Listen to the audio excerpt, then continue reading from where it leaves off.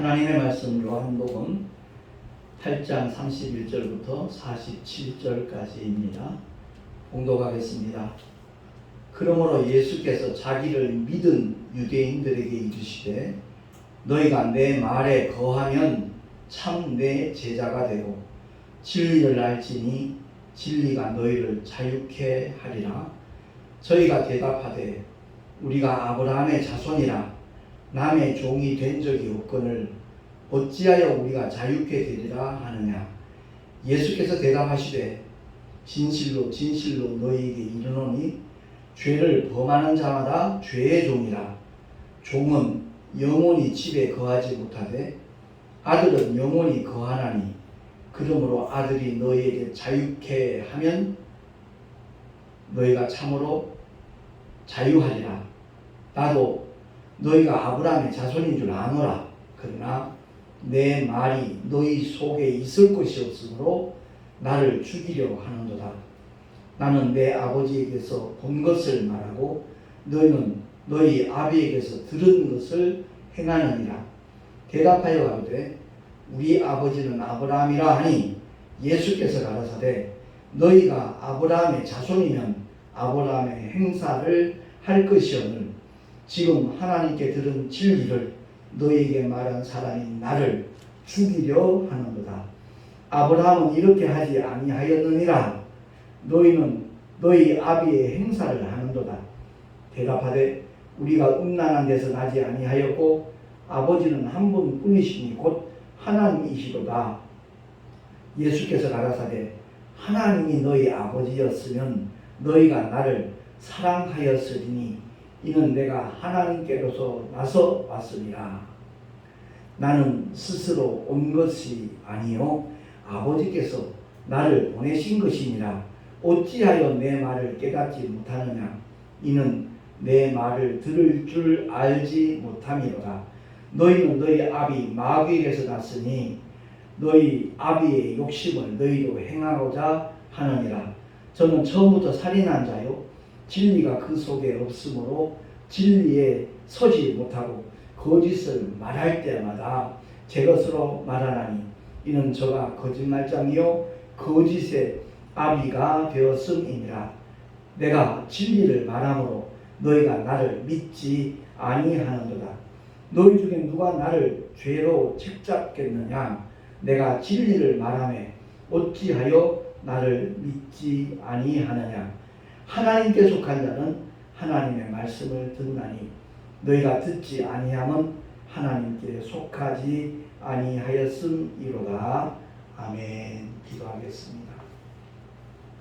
거룩하신 하나님 아버지, 주님의 은혜 가운데 고유명절 추석을 잘 지내고 이렇게 주의 날을 맞아야 주 앞에 나와 경배와 찬양을 드리며 하나님의 진리의 말씀, 생명의 말씀에 귀 기울일 수 있는 복된 시간 주심을 감사합니다. 성령 하나님 깨닫게 하셔서 우리 모두를 진리 안에서 참된 자유함을 누릴 수 있는 하나님의 사람들로 살아가게 하여 주시옵소서. 우리 구주 예수 그리스도 이름으로 감사하며 기도하옵나이다. 아멘. 민족의 대이동이라는 말이 실감이 나더라고요. 추석 며칠 전에 제 동생들이 이제 어머니 댁을 찾아뵈었기 때문에 당일에는 어머니가 너무 쓸쓸하고 적적할 것 같은 마음이 자꾸 들어서 어저께 새벽 한 3시 좀 지나가지고 댁으로 출발을 했습니다. 정말 길이 텅 비어 있어가지고 저쪽 세종시에 작은 형님 댁에 잠깐 들렀다 갔는데도 4시간이 채 걸리지 않았어요. 그리고 어머니랑 이제 아침 식사를 하고 거의 저만 먹은 것 같아요. 아무튼 어머니가 맛있게 이렇게 고기를 구워 주셔서 먹고 바로 떠나오기가 참 죄송하기도 하고 서운한 마음이 들어서 어머니 잠시 기도해요. 그러고선 어머니 손을 꼭 붙잡고 하나님께 기도를 드리는데 어머니가 얼마나 눈물을 많이 흘리시는지 기도를 마치고 난 다음에도 제 마음이 좀 짠하고 아프더라고요. 먹먹해졌어요. 아무튼 제가 기도를 끝나고 나니까 어머니가 오랜만에 정말 연이어서 기도를 해주시더라고요. 저를 위해서, 목회를 위해서, 제 아내를 위해서, 그리고 아우들을 위해서, 손주들을 위해서 간절히 또 기도를 해주시고 이게 돌아오는데 얼마나 길이 막히는지 대구에서 인천 오는데 거의 6시간 이상 걸린 것 같아요. 내가 대구 내려갔다가 그렇게 힘든 경우는 처음이었어요. 아마 뉴스에 오후부터 절정에 이른다 귀경객 차량들이 그 보도가 나오니까 앞다투어 서둘렀던 것 같아요. 그래서 굉장히 힘들게 정말 돌아와서 완전히 고락에 쓰러져 깊은 잠을 잤지요.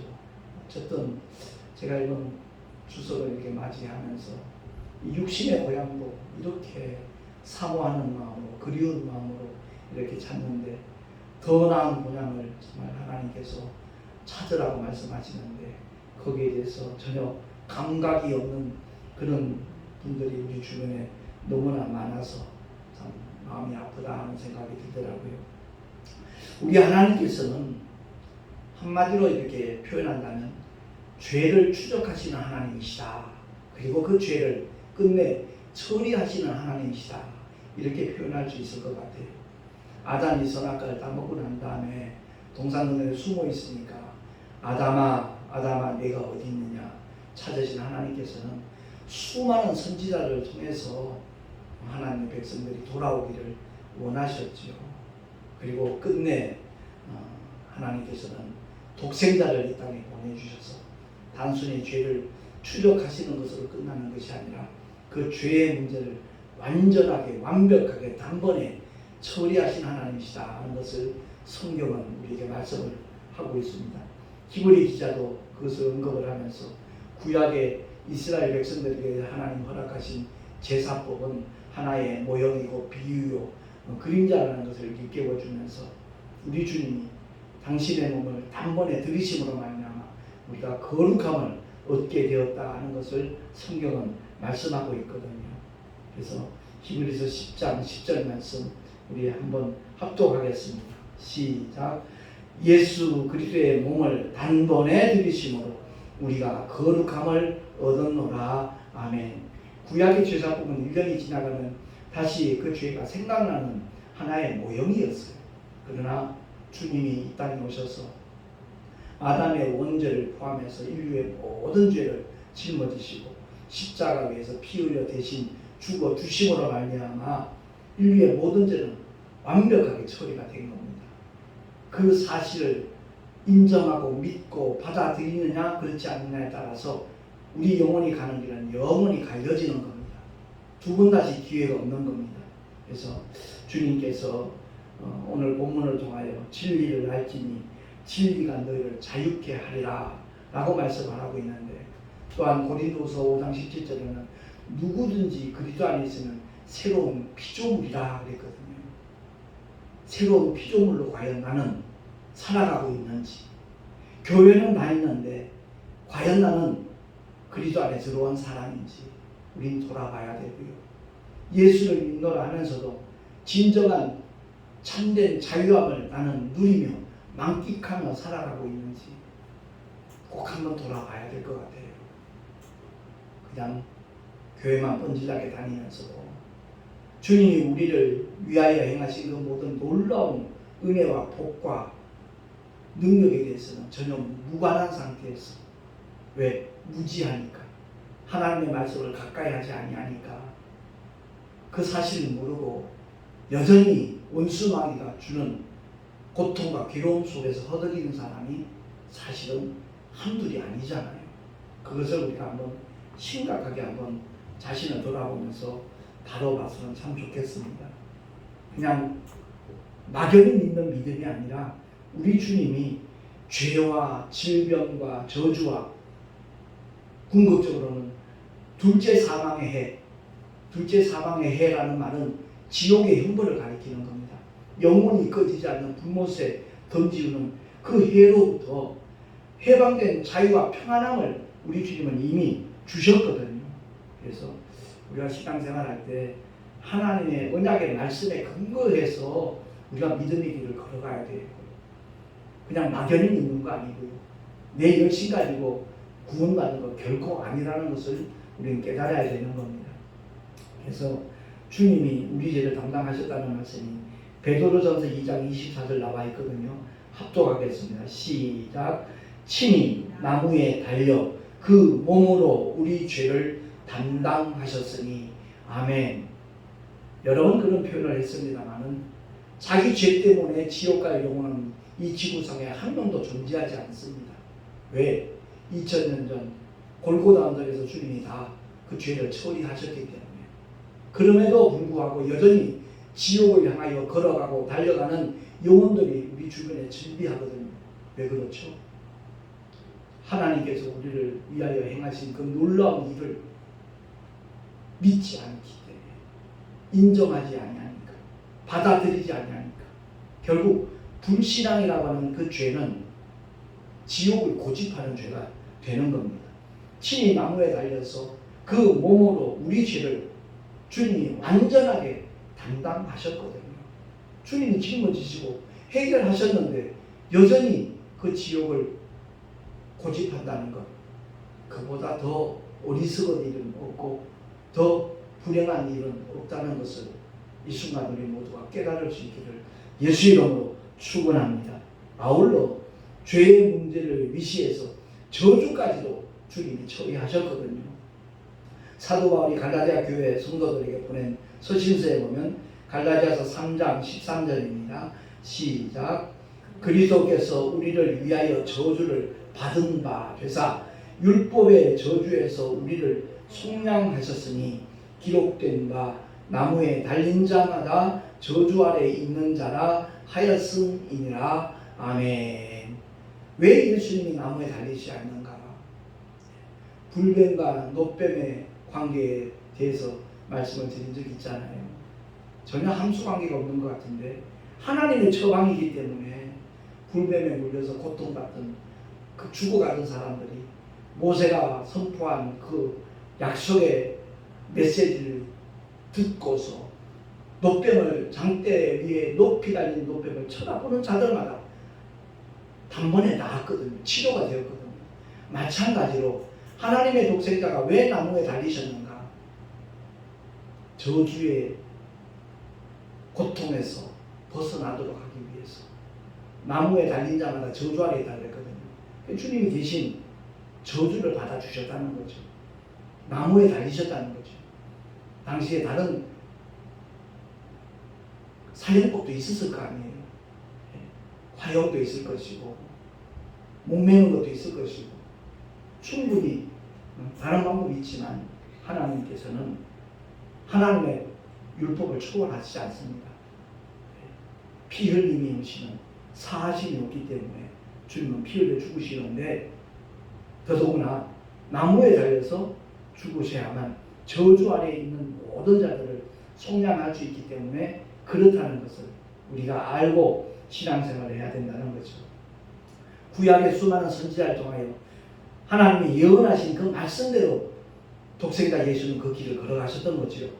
이사야서 53장 5절 말씀 합독합니다. 시작.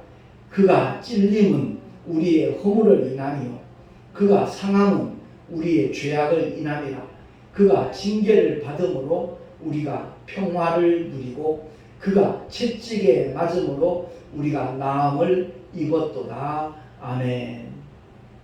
여기서 우리가 꼭 기억해야 될 것은 그가 상함은 우리의 죄악을 인함이라고 했잖아요. 주님의 육신이 단번에 들이심으로 말미암아 우리가 어떻게 거룩함을 입는가? 언젠가도 그런 표현했지만 우리 인간의 육체는 흙에서 나왔지만 주님의 육신은 말씀이 성육신이 된 거거든요. 다시 말해서 주님의 육신이 깨뜨림은 우리의 영혼의 문제를 해결하는 것과 동격이라는 겁니다. 주님의 육체가 깨어짐으로 말미암아 인류가 갖고 있는 그 영혼이 품고 있던 아담의 원죄, 그리고 우리가 생각으로 마음으로 짓는 죄들 있잖아요. 본죄라고 합니다. 성품죄라고 합니다. 그리고 손과 발로 몸으로 짓는 죄, 행위죄라고 말하죠. 자범죄. 그 모든 문제를 주님이 육체가 깨어짐으로 말미암아 완벽하게 해결되었다는 것을 성경은 일깨워주고 있는 겁니다.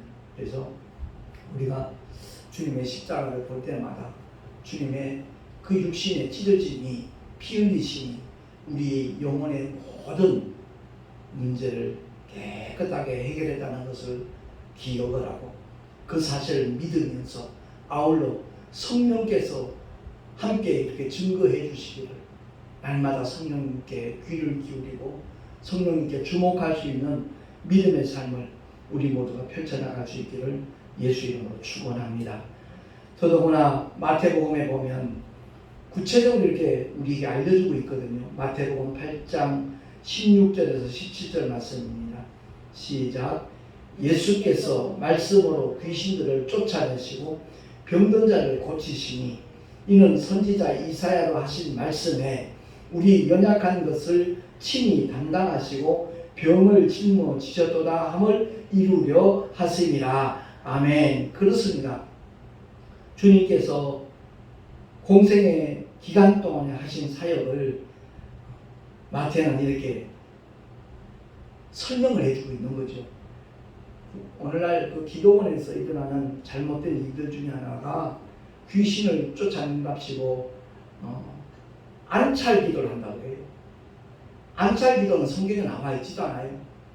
그 환자에서 귀신을 내몰기 위해서 손으로 막 두들기는 거죠. 결국 정도가 심하다 보니까 그 병든 약한 사람이 맞아 죽는 거예요.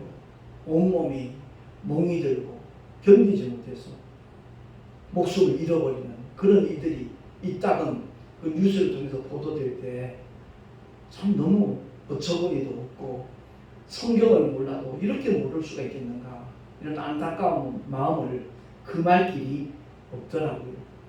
성경에 나타난 말씀 그대로 주님은 오직 말씀으로 귀신을 쫓아내시고 오직 믿음으로 귀신을 쫓아내는 것이고 또 한 가지는 성령을 힘입어서 귀신을 쫓아내는 거예요. 예, 귀신은 예수 이름 앞에 두려워 떠는 존재예요. 빛이 들어오면 어둠이 떠나가듯이 예수 이름의 권세로 우리가 믿음을 가지고 선포하기만 하면 더러운 귀신들은 한 길로 왔다가도 7길로 쫓겨가는 줄로 확실히 믿으시기 바랍니다. 그렇습니다. 예수 이름의 권세를 알고 우리가 신앙생활을 해야 되는 거예요. 예수 믿는 분들 중에 특히 목사님들 중에도 담배 한번 핀 적이 없는데 폐암으로 죽고 간암으로 세상을 떠나는 그런 분들이 있거든요. 어떤 착각 때문에 그렇죠. 나는 주의 종이니까 목회자니까 더러운 귀신들이 내 몸에 들어올 리가 없다라는 막연한 믿음 때문에 그렇습니다. 아니요.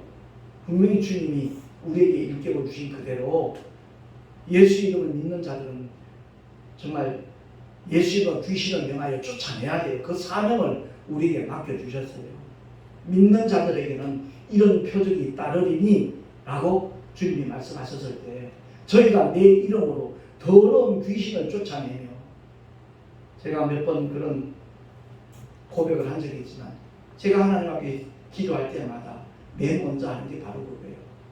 하나님 아버지 감사합니다. 먼저 감사와 찬송과 영광을 돌리고 난 다음에 나도 모르는 사이에 왜 내가 때로는 짜증낼 수도 있고 화를 낼 수도 있고 언성을 높일 때도 있고 하나님의 말씀에 어긋나는 그런 행동을 할 때가 있잖아요.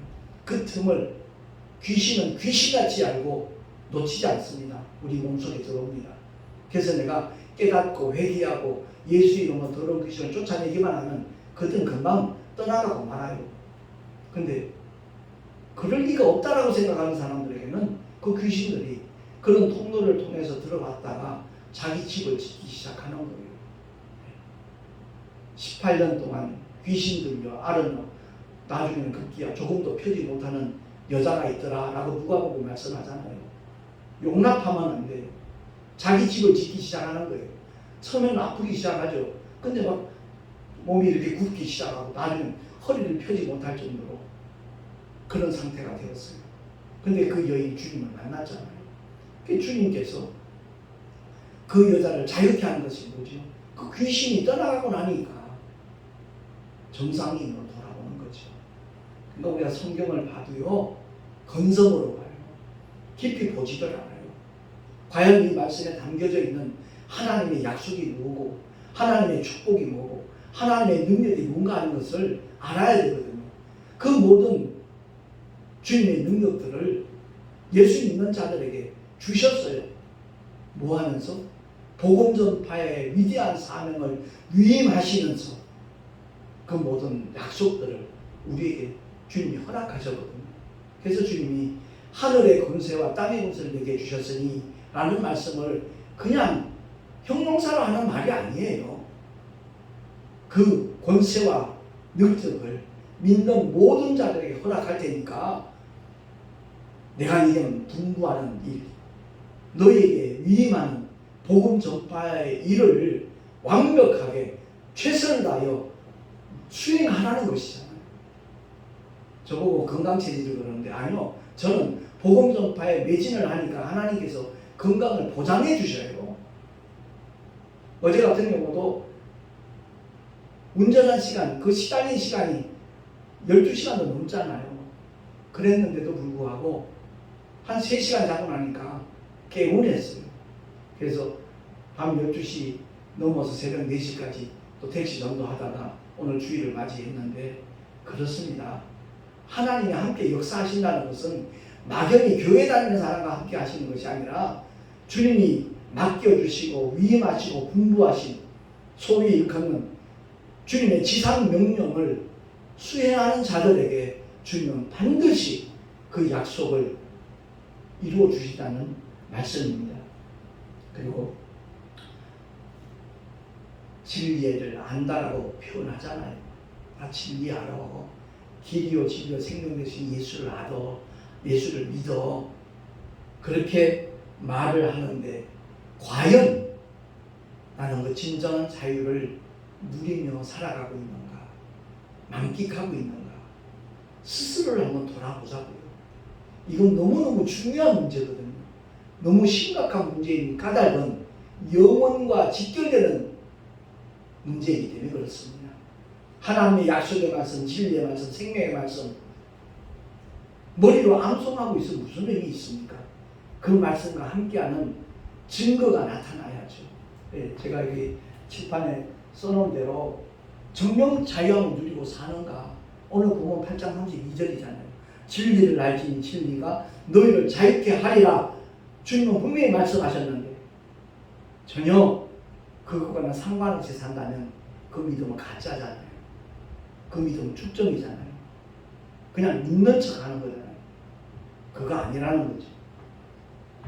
죄와 저주, 질병과 둘째 사망의 해, 그게 뭐죠? 지옥 형벌의 해를 받지 않도록 주님이 그 은혜를 우리에게 이미 허락하여 주신 줄로 믿습니다. 예수 그리스도를 열심히 믿는 모습을 있는데 그 삶 속에 하나님이 함께 하시는 증거가 나타나지 않는다면 그 믿음을 다시 한번 체크해 봐야죠. 아울러 예수 그리스도의 몸을 드림으로써 우리가 거룩함을 얻었다고요. 거룩한 자가 되었다 이겁니다.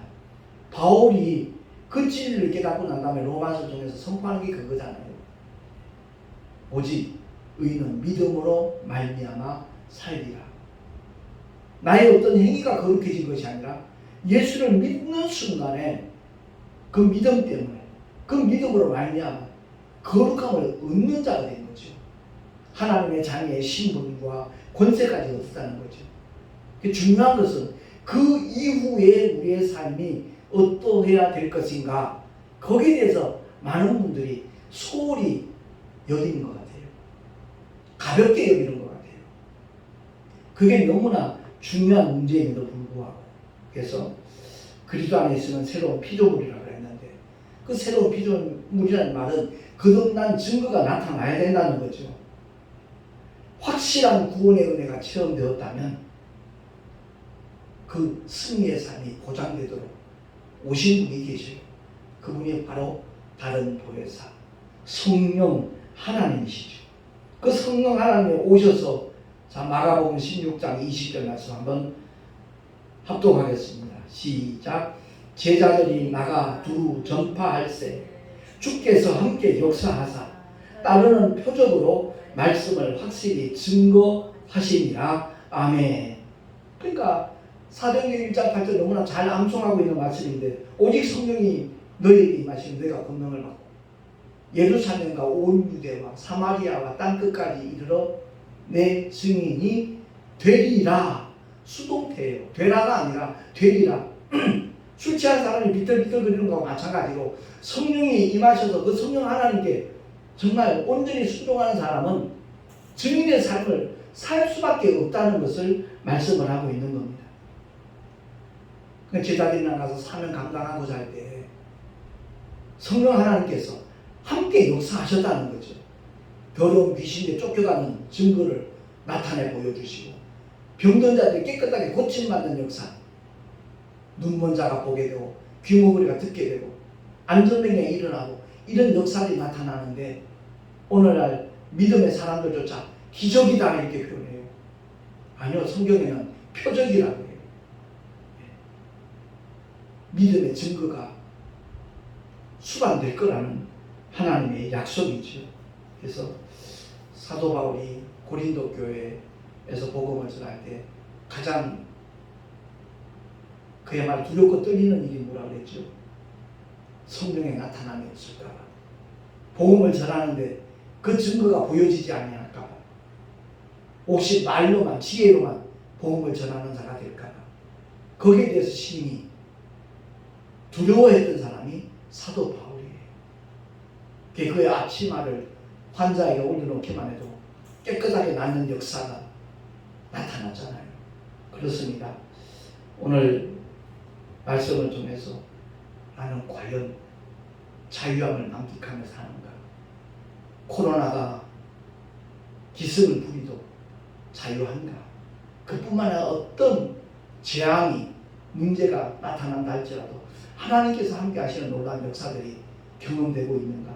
우린 돌아보자는 거죠. 우리 하나님께서는 거칠어진 믿음 관심조차 없어요. 저도 한때는 목회 성공하려고 몸부림쳤던 사람이라고 고백한 적이 있잖아요. 큰 교회 지으면 대단해 보였기 때문에 그것이 곧 하나님의 영광인 줄 알았어요. 그러나 교회 크게 건축한 것과 하나님의 영광과는 전혀 무관하다는 사실을 주님이 깨닫게 하셨기에 오직 하나님이 맡겨주신 사명을 감당하는 것, 그보다 더 중요한 문제가 없다는 것을 알게 하셨기에 저는 날마다 기뻐하고 감사하며 살아가고 있는 겁니다. 택시 정도가 힘들어도 괜찮아요. 무관해요. 하늘 상급 바라보면서 아울러 주님이 명령하신 일을 내가 준행하고 있다는 사실에 저는 행복한 사람이거든요. 그래서 성령이 임하시면 증인이 되리라 그랬는데 증인된 성도에 몇 가지 특징이 있어야 되거든요. 그 첫째는 사망 문제 깨뜨리고 부활하신 주님의 말씀, 주님의 언약을 믿고 정말 침례를 받았는가? 이건 교리적인 문제가 절대 아니에요. 침례를 거슬러 올라가면 예수 그리스도가 나오고요. 세례를 거슬러 올라가면 로마 교황이 나와요. 캐톨릭 로마 교황이 나온다고요. 저와 여러분, 제가 이제 순복음 교단에서 목회를 했기 때문에 그래서 침례받은 그런 의미가 아니라 부활하신 주님이 믿고 침례를 받는 자 구원을 받을 것이요 말씀하셨기 때문에, 약속하셨기 때문에 그래서 침례를 받는 것이요, 내가 장로 교단에서 목회를 하고 있음에도 불구하고 우리 성도들에게 침례를 진리하는 이유가 바로 거기에 있는 겁니다. 그보다 더 중요한 것은 아까도 말씀드렸듯이 믿는 자에게 따르는 표적이 내 삶 속에 보여지고 있는가? 자기 자식이 감기 독감에 걸려 괴로워하는데도 그 아이들에게 손을 얹어서 기도 못하는 부모가 있다면 그 믿음은 분명히 교리적인 믿음이고 이론적인 믿음이고 습관적인 믿음인 겁니다. 언제까지 기도하죠? 나을 때까지 붙잡고 기도하는 거예요. 한 번 손을 얹는 안에 두 번 손을 얹고 세 번, 네 번 반복해서 그 아이가 감기 몸살에서 벗어날 때까지 기도하는 그 자세. 왜? 병원에 가도 나을 때까지 가잖아요. 약국을 찾아도 나을 때까지 약 지어 먹잖아요. 근데 왜? 주님이 말씀하신 그 약속을 이행하는 데 있어서는 한두 번 하다가 그만두냐 이거예요. 원수 마귀에 속기 때문에 그렇다는 것을 우리가 깨달아야 되는 겁니다. 그리고 주님을 예배할 때 신령과 진정으로 예배하는 참 믿음의 사람이라면 하나님의 것으로 구별하고 성별하여 드리는 그런 예배자가 될 겁니다. 의와 인과 신을 결코 버리지 아니하고 작은 채소까지도 파가 10뿌리 들어오면 그 중에 한 뿌리를 심겨 드렸던 바리새인들과 서기관들처럼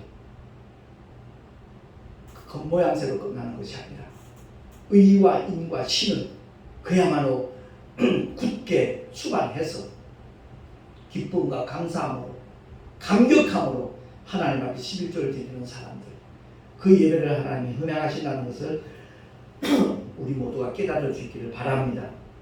끝으로 지상명령이라 일컫는 복음 전파에 과연 나는 동참하고 있는가?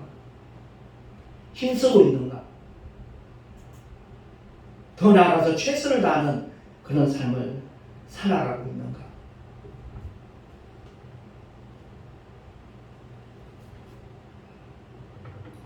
고바람 때문에 내가 힘드네. 우리 모두가 다 이 네 가지 특성을 가진 자로서 내 내면 속에 예수 그리스도의 이름이 있고 보혈이 흐르고 있고 정말 성령 하나님이 거하시고 있는가 살펴보는 가운데 주님이 기뻐하시고 인정하시는 삶의 자리에, 믿음의 자리에 우리 모두 나갈 수 있기를 예수 이름으로 축원합니다. 기도하겠습니다. 하나님 아버지 감사합니다. 진리를 알지니 진리가 너희를 자유케 하리라 주님이 약속하시고 선포하셨건만 여전히 삶의 자리에서 여러 가지 이유들 때문에 자유함을 누리지 못하는 그런 우리들이었다면 깨닫게 하시고 회개하게 하시고 또한 결단하게 하셔서 정말 하나님이 우리에게 주시기를 원하시는 그 영원한 아름다운 평안과 기쁨을 자유함을 만끽하며 살아가는 우리 모두가 되게 하여 주시옵소서. 우리 구주 예수 그리스도의 이름으로 감사하며 기도하옵나이다. 아멘. 교회 소식 주보를 참고하시기 바랍니다. 이제 다음 주간이 되네요. 제107회 가을 정기총회가 남양주시 은행나무 연수원에서 개최가 됩니다. 총회장과 부총회장 모든 임원들이 새로 선출되는 정기총회니까 이를 위해서 꼭 기도해 주시기 바랍니다. 우리 교단이 규모는 작지만 정말 신실한 교단으로 복음 전파를 감당하는 그러한 목회자들로 구성된 교단으로 발돋움할 수 있도록 뿐만 아니라 교단의 발전과 부흥에 기여할 수 있는 그런 인물들이 임원으로 선출될 수 있도록 기도해 주시기를 부탁을 드립니다. 제가 35년 목회를 이렇게 정리하는 그런 마음으로 하나님의 특별계시 성경을 알자를 연속해서 지금 설교를 하고 있습니다. 오늘이 17번째 시간이었는데 바라기는 여러분들 신앙생활에 참 도움이 되었으면 좋겠다라는 마음입니다. 유튜브 동영상 보신 다음에 좋아요 눌러주시는 분들께 다시 한번 감사를 드립니다. 드린 예물 위하여 잠시 기도하고 축도로 예배를 마치도록 하겠습니다. 하나님 아버지 정말 기쁜 마음으로 감사와 감격에 찬 마음으로 하나님의 것을 하나님의 것으로 구별하여 11조를 드린 손길들 일일이 기억하여 주시고 하늘의 상급이 될 뿐만 아니라 삶의 자리에서 주님이 축복하시는 믿음의 증거들이 확실하게 지속적으로 보여지며 나타나게 하여 주시옵소서. 여러 가지 모양의 예물들을 드렸습니다. 감사하는 마음으로 드린 헌물들을 흠양하여 주시고 주님의 기쁘신 뜻대로 아름답게 사용하여 주시옵소서. 그러한 믿음의 길을 걸어가는 가정들마다 사업장마다 자녀들마다 하나님의 복으로 가득 채워지는 역사가 있기를 소망하옵고 우리 구주 예수 그리스도의 이름으로 감사하며 간절히 축복하며 기도하옵나이다. 아멘. 이제는 우리 구주 예수 그리스도의 크신 은혜와 하나님 아버지의 영원하신 사랑하심과 보혜사 성령 하나님의 내주교통 인도하심과 축복하시니 오늘 주님 앞에 겸손하게 나와 간절한 마음으로 예배드린 모든 하나님의 사람들 머리 위에 그 가정과 자녀들 위해 지금으로부터 영원토록 함께 있을지어다. 아멘. 아멘.